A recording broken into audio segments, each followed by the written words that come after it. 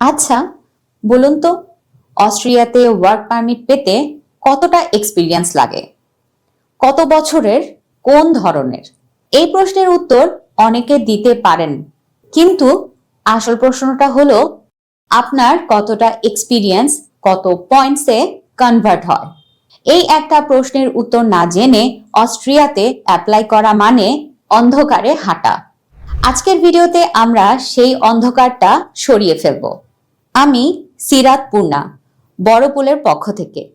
Austria work permit নিয়ে অনেক কথা ভাসছে চারিদিকে, কিন্তু আজ আমরা কোনো গুজব বা অনুমানে একদমই যাব না। আজ আমরা কথা বলবো অস্ট্রিয়ার official red white red card বা RWR কার্ড সিস্টেম নিয়ে, যেটা 2026 সালে আপডেট হয়েছে। এই কার্ডটাই হলো বাংলাদেশ থেকে অস্ট্রিয়াতে স্কিলড ওয়ার্কার হিসেবে যাওয়ার মূল legal pathway.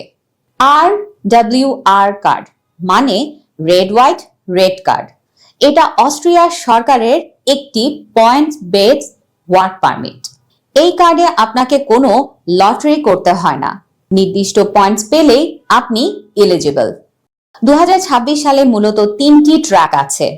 Track 1, very highly qualified workers, job offer ছাড়াও অ্যাপ্লাই করা যায়। Track 2, skilled workers in shortage occupations, অস্ট্রিয়ার শর্টেজ লিস্টে আপনার পেশা থাকতে হবে। ট্র্যাক 3, আদার কি ওয়ার্কার্স, জব অফার থাকতে হবে এবং স্যালারির একটি মিনিমাম থাকতে হবে। কোন ট্র্যাক আপনার জন্য সুইটেবল সেটা নির্ভর করে আপনার প্রোফাইলের উপর। এবার আসি সবচেয়ে গুরুত্বপূর্ণ অংশে, পয়েন্টস।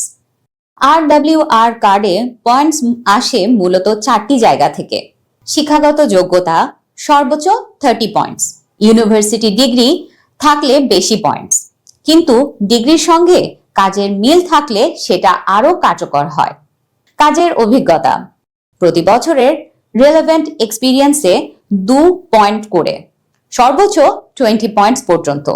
ভাষা দক্ষতা সর্বোচ্চ 15 পয়েন্টস।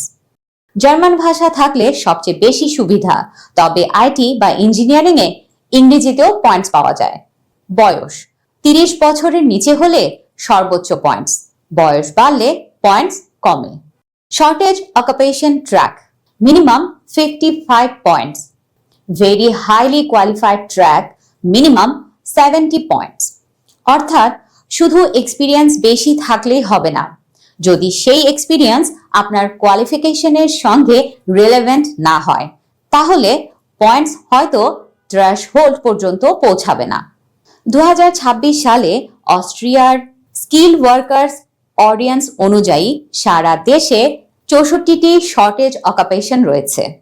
এই লিস্টে যাদের পেশা আছে তাদের জন্য বড় সুবিধা, লেবার মার্কেট টেস্ট লাগে না। অর্থাৎ এমপ্লয়ারকে প্রমাণ করতে হয় না যে অস্ট্রিয়ায় কোনো লোকাল ওয়ার্কার পাওয়া যায়নি, সরাসরি আবেদন করা যায়। স্যালারির বিষয়ে একটা গুরুত্বপূর্ণ আপডেট।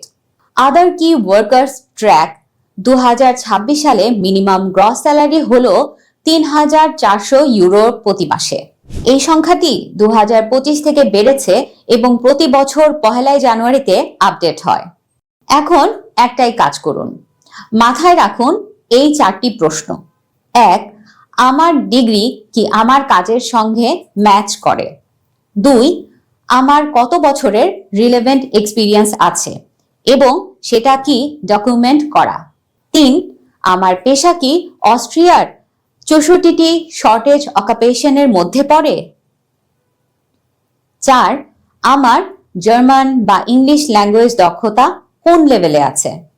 এই 4টির উত্তর যদি আপনার কাছে পরিষ্কার থাকে, তাহলে আপনি অস্ট্রিয়ার জন্য সঠিক পথে আছেন। আর যদি এখনো অস্পষ্ট থাকে, তাহলে প্রফেশনাল গাইডেন্স দরকার। অস্ট্রিয়া কোনো গেসিং গেম না, এটা একটা ট্রান্সপারেন্ট সিস্টেম, যেখানে আপনার প্রোফাইল, আপনার পয়েন্টস, আপনার সুযোগ নির্ধারণ করে। সঠিক তথ্য আর সঠিক প্রস্তুতি থাকলে এই পাথ অনেকটাই ক্লিয়ার হয়ে যায়। আপনি যদি জানতে চান আপনার প্রোফাইল RWR কার্ডের জন্য কোন ট্র্যাকে এবং আপনার উপযুক্ত পয়েন্ট সিস্টেম কত হতে পারে, এবং পরবর্তী ধাপ কোথা থেকে শুরু করবেন, তাহলে আজই বড়পুলের সাথে যোগাযোগ করুন। আমরা অফিসিয়াল প্রসেস অনুসরণ করে আপনার প্রোফাইল মূল্যায়ন করি।